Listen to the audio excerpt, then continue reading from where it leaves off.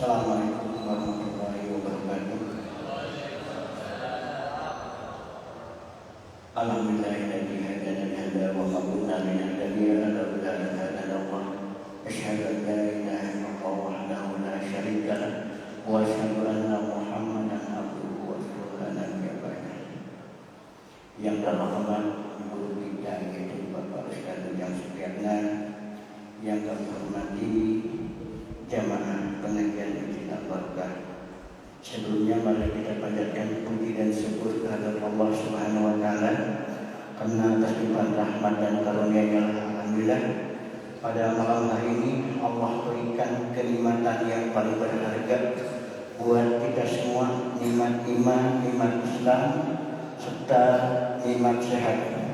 Sehingga dengan nikmat iman dan sehat inilah kita bisa melaksanakan kewajiban dari Allah Subhanahu wa taala, dan insyaallah kita lanjutkan nanti dengan sholat isya berjamaah. Salawat serta salam dilimpahkan pada junjungan alam yang Habibana Muhammad sallallahu alaihi wasallam, pada keluarganya, para sahabatnya, para tabi'in serta umatnya sampai kiamat. Amin ya rabbal alamin. Mari kita awali dengan pembacaan salawat tasbih dulu. Allahumma sholli ala sayyidina Muhammad wa aslihi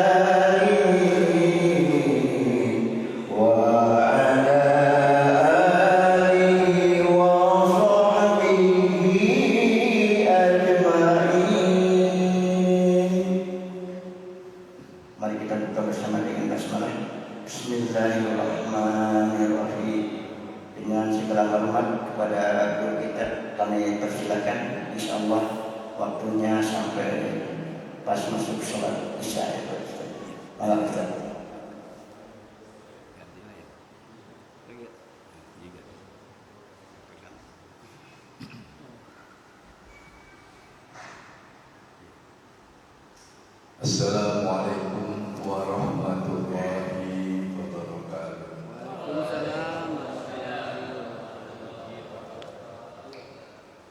Alhamdulillah alladzi aujaba alaina al-iman wal islam, wassalatu wassalamu ala khairil anam.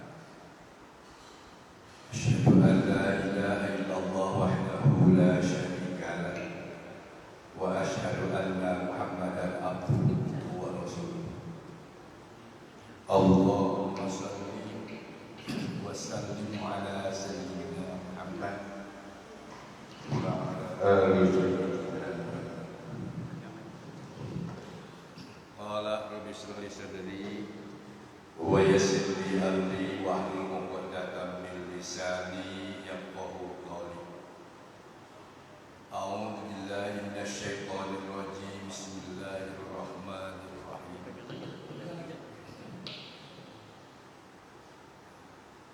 Laqad kana lakum fi rasulillahi uswatun hasanah liman kana yarjullaha wal yawmal akhir wa dzakarallaha katsiran. Al-ayat sallallahu alaihi wasallam. Para al-mukarramun, para jamaah yang saya hormati, saya cintai dan tentu saya banggakan. Semoga kita dicintai oleh Allah Subhanahu wa taala. Juga yang saya hormati para pengurus DKM Masjid Jami Al-Barokah, yang semoga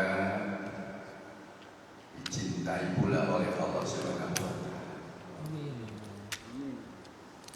Haturkan saya kebetulan materi yang akan saya sampaikan adalah akidah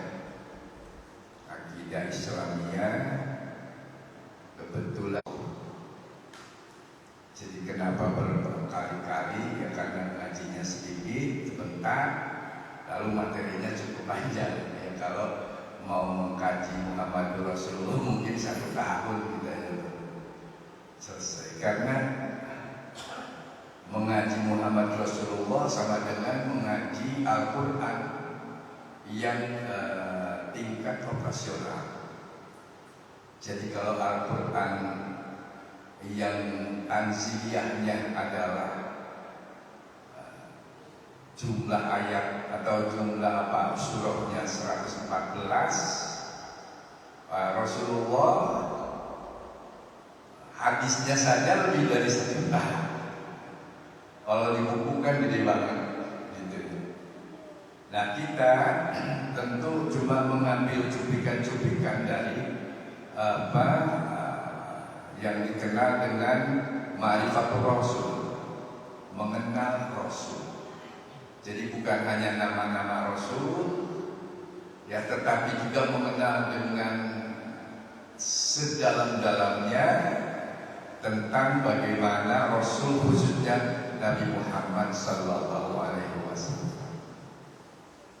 Oleh karena itu, kita sangat bersyukur kepada Allah masih diberi umur panjang, bisa sholat berjamaah maghrib sekarang, wallahu a'lam besok kesananya, ya.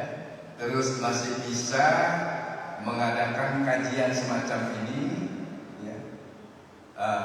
Kemudian insya Allah kalau ada umur masih kita ikut sholat bisa berjamaah, itu juga masih, ya, nggak bisa ngejamin kita bisa apa enggak berjamaah hari ini, bukan besok-besok lagi, hari ini malam. Oleh karena itu tentu kita bersyukur kepada Allah Subhanahu wa taala, sehingga mensyukuri nikmat Allah dengan taklim yang kebetulan materinya akidah Islam, kaitannya dengan Ma'rifatul Rasul, yang pada lafaz yang sedang kita kaji adalah Muhammadur Rasulullah. Tetapi tema atau anak temanya ini wajibuna nahwar rasuli. Bahasa kitanya, ya, kewajiban kita kepada Rasulullah Sallallahu Alaihi Wasallam. Ingat, kewajiban kita kepada Rasulullah itu apa?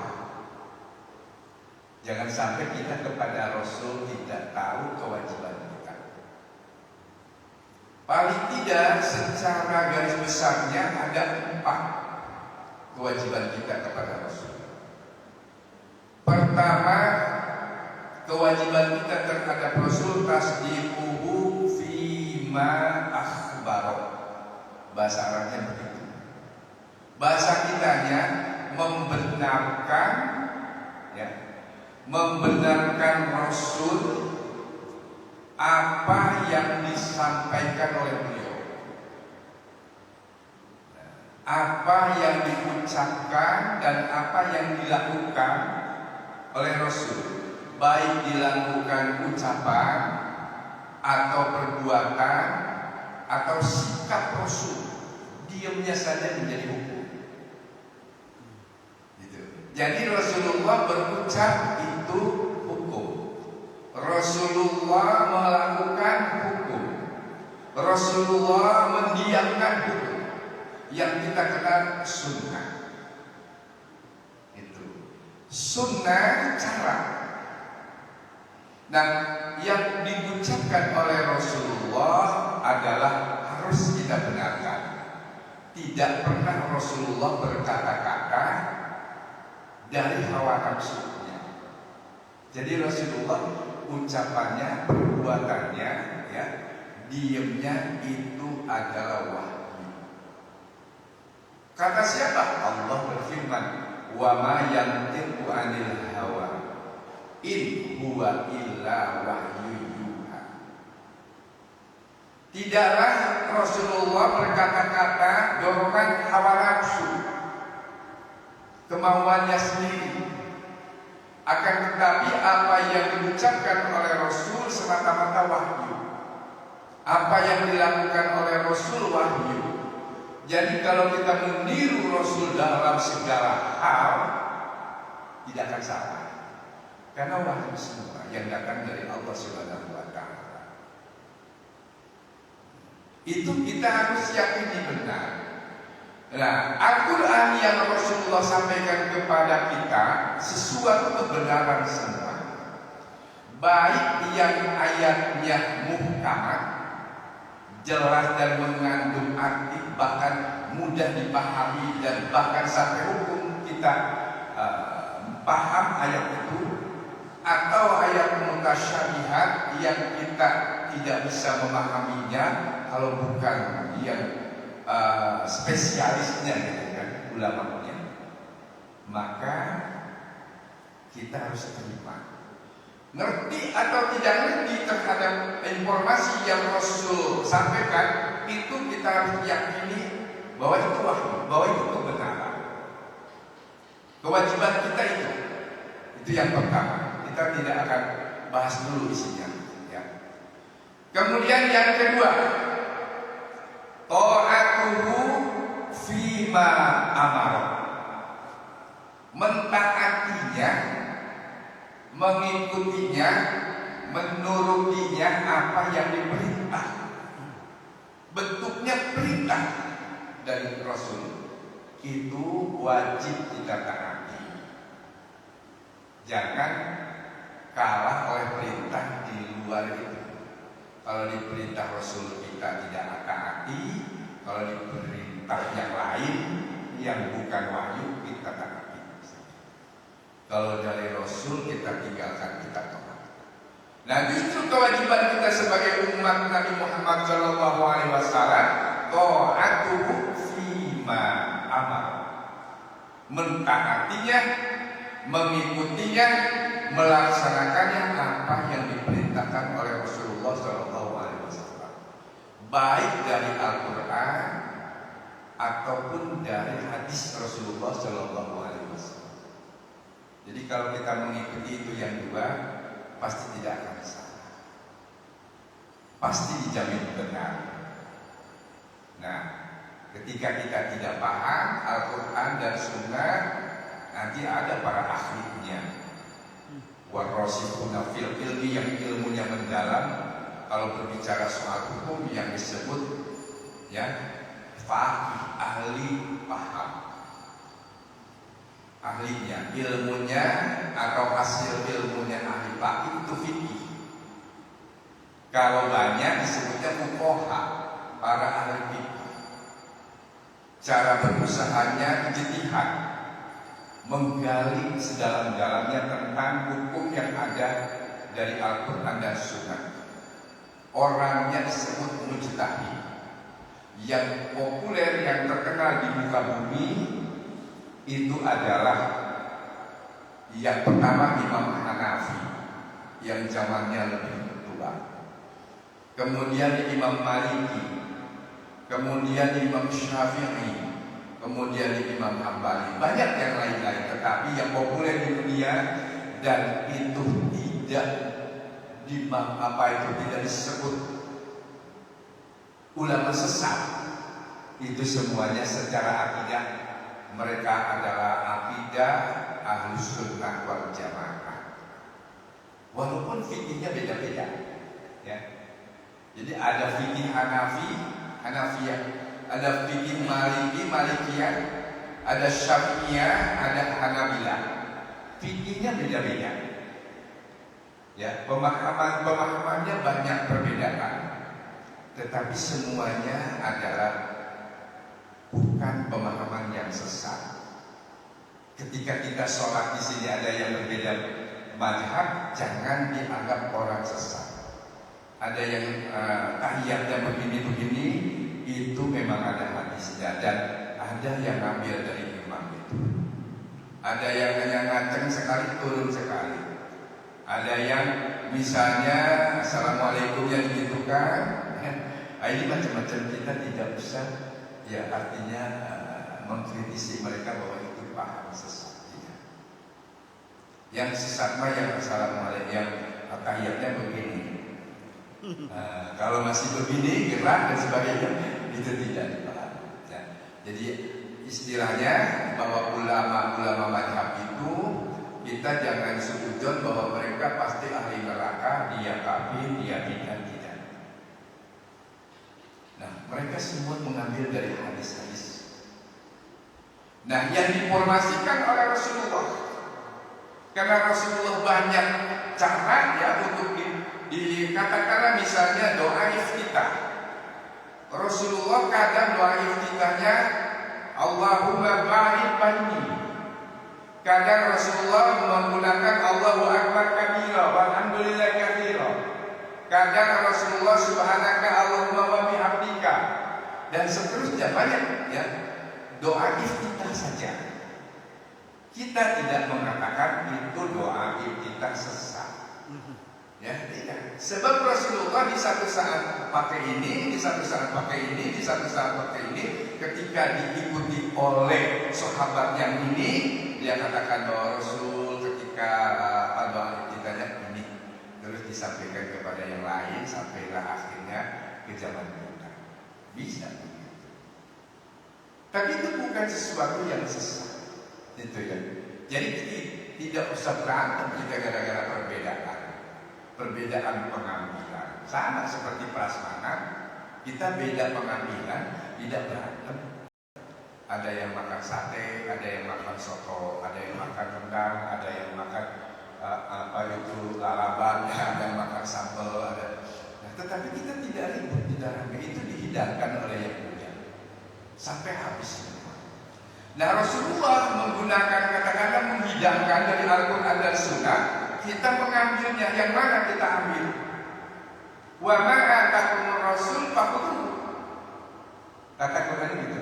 Apa yang didatangkan, yang diajarkan kepada kalian oleh Rasul, apa saja, banyak sekali, fakhudhuhu, ambil saja. Tetapi wa ma'nahakum anhu. Nah, ini apabila dilarang, fantahu, berhenti sudah. Kalau sudah, oh itu tidak boleh, jangan. Gitu. Rajin puasa, hari raya puasa. Ini misalnya hari tasyrik puasa, karena saya tukang puasa, rajin puasa Daud, walaupun puasa Daud hari tasyrik dengan lebaran tidak puasa. Itu.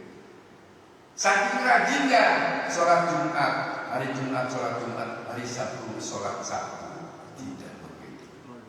Ya, nah itu yang tidak ada dari Rasulnya tidak boleh. Bagaimana aku mengadukan tak apa yang dilarang oleh Rasul sudahlah, bahasa kita sudahlah, berhenti, jangan dilanjutkan. Dan larangan itu kadang dari Quran, kadang dari hadis. Nah, larangan yang dari Quran ini yang biasanya itu otomatis langsung dari Allah. Sekalipun dari Rasul ucapannya tetap saja pada hakikatnya adalah wahyu Allah. Rasul tidak pernah mengarang dan tidak karena hawa nafsu. Oleh karena itu kita wajib mentaatinya apa saja yang dikatakan oleh Rasul. Kemudian yang ketiga, ijtinabu ma naha anhu. Jauhi ya. Ingkari apa yang dilarang. Pokoknya yang dilarang jauh sudah.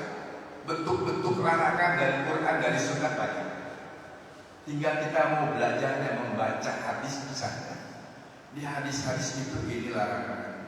Di Quran juga, apalagi di Quran itu sudah global. Misalnya la taqrabuz zina di Quran. Ya. Kemudian misalnya la ta'kulu riba, itu larangan.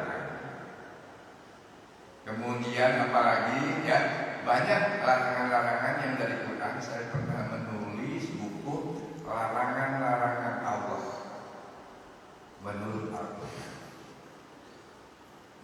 Jadi di koleksi khusus khusus ayat-ayat larangan. Kemudian jangan coba-coba kita larangan Allah atau larangan Rasul kita lakukan, karena di ketaatan kita untuk mengikuti ajaran Rasulullah adalah apa yang Rasul sampaikan itu semuanya wahyu, bentuk larangan berarti itu tidak mengerjakan. Tetapi larangan itu juga ada larangan keras, ada larangan lunak. Kalau yang keras itu hukum haram. Kalau yang lunak itu biasanya makruh. Mau sholat makan jengkol dulu, ini tidak haram, makruh. Udah gitu muak lagi kiri kanan orang lain gitu ya, muak gitu kan. Nah sekarang sih usul masker ya, pakai muak ada maskernya gitu. Jadi ada manfaatnya itu masker buat orang yang suka makan jengkol, makan permen, bawang. Nah kemudian yang keempat, ini yang wajib kita la na'budullaha illa bima syuri'ah. Jangan beribadah kepada Allah tapi tidak ada syariatnya. Ini kalau dikembangkan jadi berantem. Akhirnya ngomong ini, ngomong itu tidak, itu bid'ah, itu haram, itu. Jadi kita harus bisa membatasinya. Ya ini diperintahnya la na'budullaha, jangan beribadah kepada Allah illa bima syuri'ah, kecuali memang ada syariatnya. Nah yang disyariatkan itu bisa sifatnya ucapan, bisa sifatnya perbuatan, bisa sifatnya takrir didiamkan. Rasul tidak mengerjakan misalnya, tetapi sahabat melakukan, Rasul tidak melarang dan tidak menyuruh diam. Itu takdir. Jadi tidak semua misalnya yang tidak dilakukan oleh Nabi menjadi bid'ah. Tidak, itu bid'ah itu bukan hukum. Kalau hukum itu ya ada yang populer ada 5. Wajib, sunat, itu kan. Kemudian apa? Nah, haram, ya, makruh, mubah. Itu. Kalau bid'ah bukan di sini jalurnya, bukan. Kalau bid'ah lawannya sunnah. Sunnah itu ada berapa? Sunnah kauliyah, sunnah fi'liyah, ya, ucapan Nabi, pekerjaan Nabi, takririyah, persetujuan Nabi, hamiyah, cita-cita Nabi. Bahkan ada sunnah tarbiyah yang ditinggalkan oleh Nabi. Kalau misalnya ada sesuatu yang oleh Rasul dibiarkan, tidak dilarang, tapi dilakukan oleh sahabat, itu sunnah, tapi takrir. Setuju. Kalau misalnya itu dilarang, pasti Rasul akan mengatakan tidak boleh. Itu. Jadi ketika ada orang membaca sesuatu, Rasul dengar, lalu Rasulullah tidak baca itu. Siapa yang tadi yang baca itu? Itu bagus. Allah sudah menyatakan menerima doamu atau ucapan, bisa begitu. Jadi tidak selalu diucapkan oleh Nabi. Pada orang yang masih dunia ditanya apa sih keutamaan yang kamu lakukan? Saya kalau sudah sudah melakukan dulu langsung salat syukur. Bukan Rasul yang memberikan contoh demikian. Tetap baik. Itu. Contoh kita suka berdoa dengan bahasa kita enggak? Ya. Rasul tidak pernah misalnya pakai bahasa Sunda, tapi tidak pakai bahasa Sunda. Ya Allah, tolongan abdi teh bisa minta apa kamu minta ini. Pasti kalau Rasulnya ada bagus. Walaupun bahasa kita. Karena perintahnya ud'uni astajib lakum, mintalah kamu kepadaku, tidak bil lughatil arabiyyah, tidak ngomong begitu. Minta kamu kepadaku pasti aku kabul. Nah ini umum, mintanya pakai apa? Apa pakai gini doang bisa? Bila kamu nggak boleh gini, Jadi ada orang minta tidak ngomong. Atau bukan doa, bagi deh, ngomongnya bagi. Dan doa itu kan ada dua, ada doa masalah, ada doa ibadah. Doa masalah itu ya doa minta. Kalau doa ibadah tidak minta. Kita mau makan, berdoa enggak kalau mau makan? Enggak. Bismillahirrahmanirrahim. Allahumma barik lana. Ya. Nah, kemarin mimma razaqtana wa qina adzabannar. Allahumma ya Allah barik, ini minta. Barik lana, berkahi kami. Mimma razaqtana, dari yang Engkau rizkikan. Ya, amma razaqtana, jauhkan rezeki dari rezeki. Nah, begitu selesai ngedoa kata apa? Alhamdulillah, bukan doa. Alhamdulillahilladzi at'amana wa saqana wa ja'alana muslimin. Oh, ini mah bukan minta, tetapi ibadah.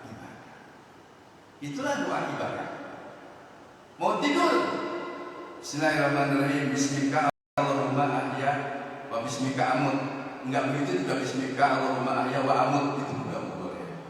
Nah, itu ibadah, bukan minta.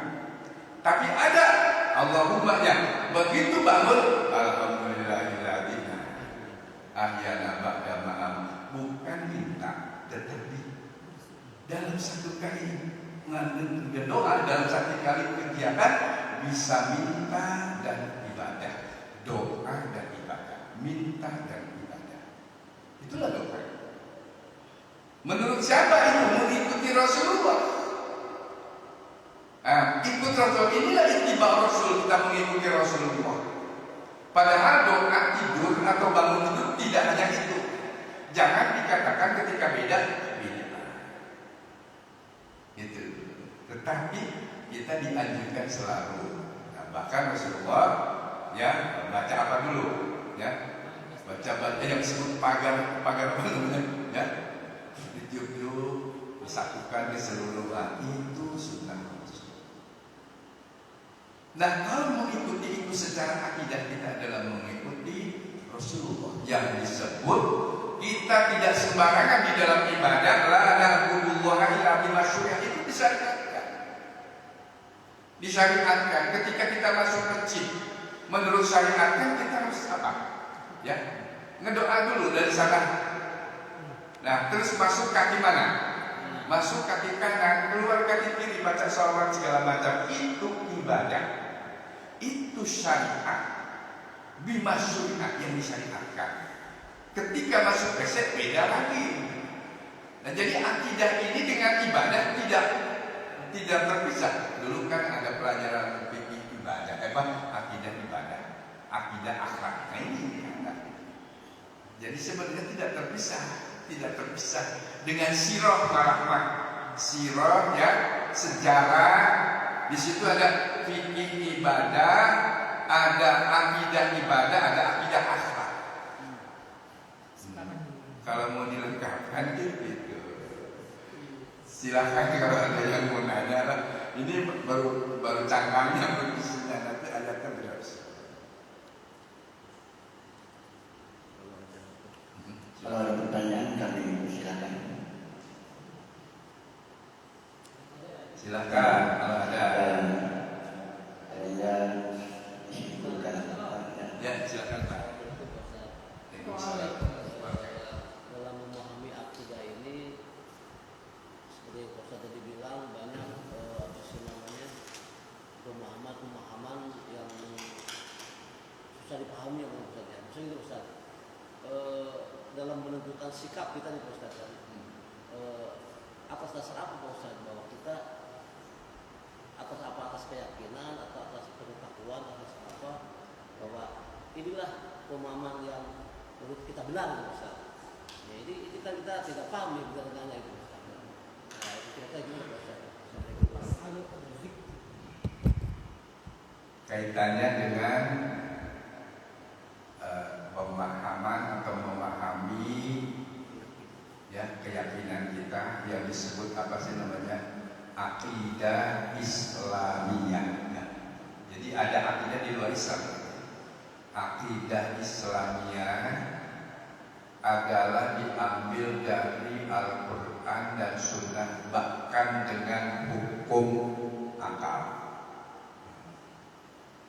Ketika memahami wujud, ya. Karena kalau akidah itu wujud, tidak, batok, ya ada ya, mukhalaqatuhu lil hawadis, ya. Nah, ini sifat 20. Kemudian mustahilnya 20. Ada yang mau pakai. Jadi 40 ditambah dengan jadi 1. Itu Al-Quran dan Sunnah, tetapi diolah pakai akal.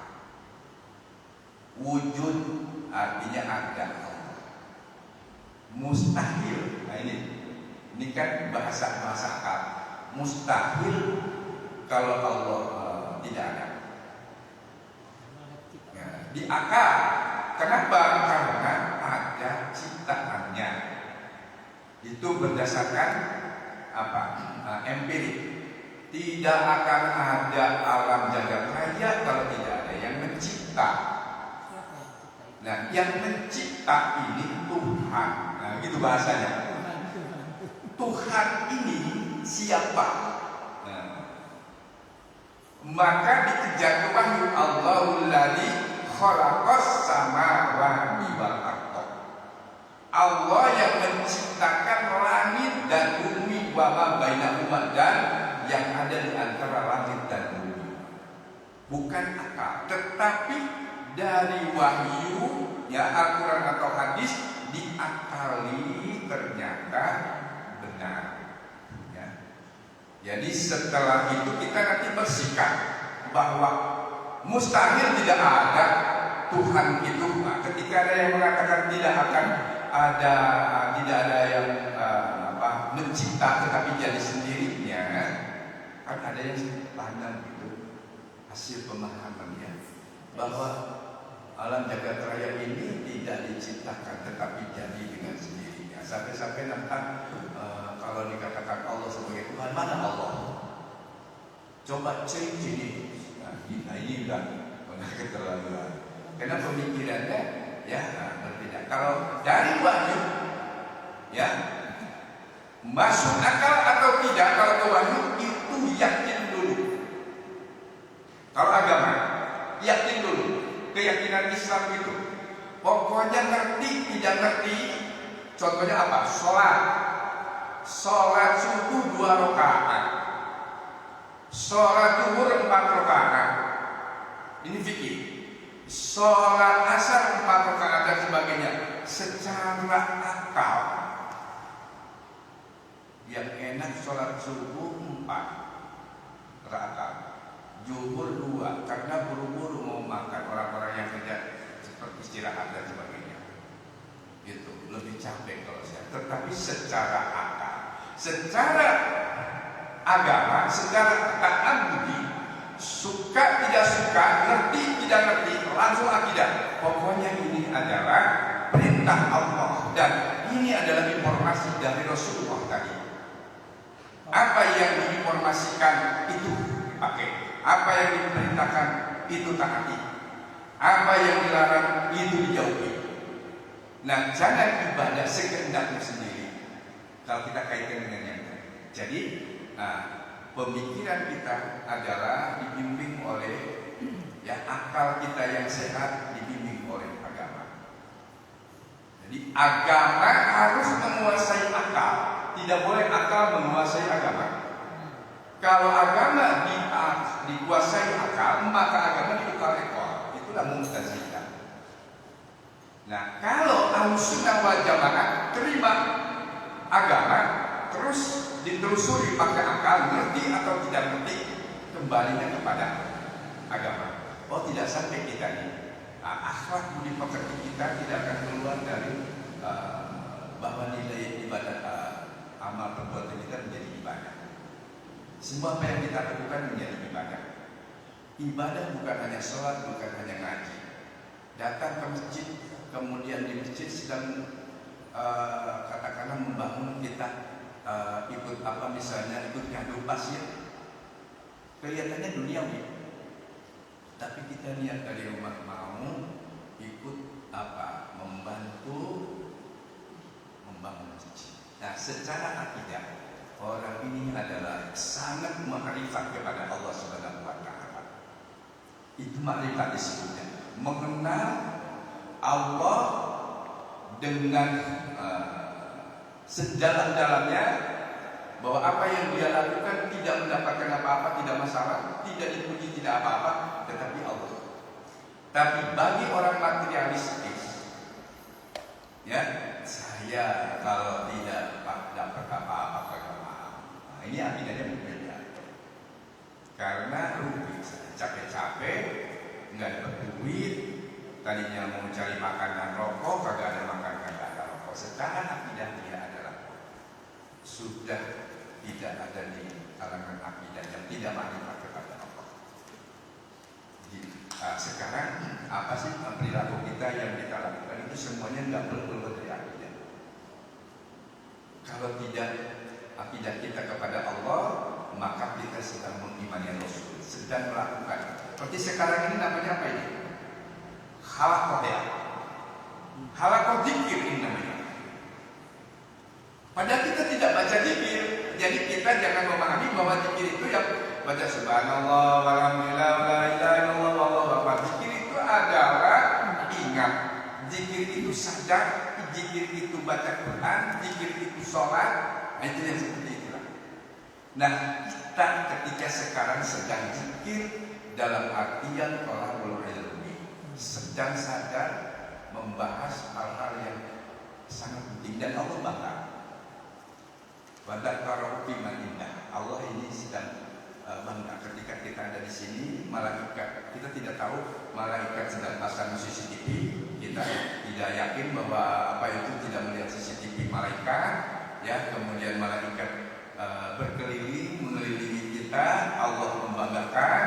Ya, kita perasaan tidak merasa apa-apa.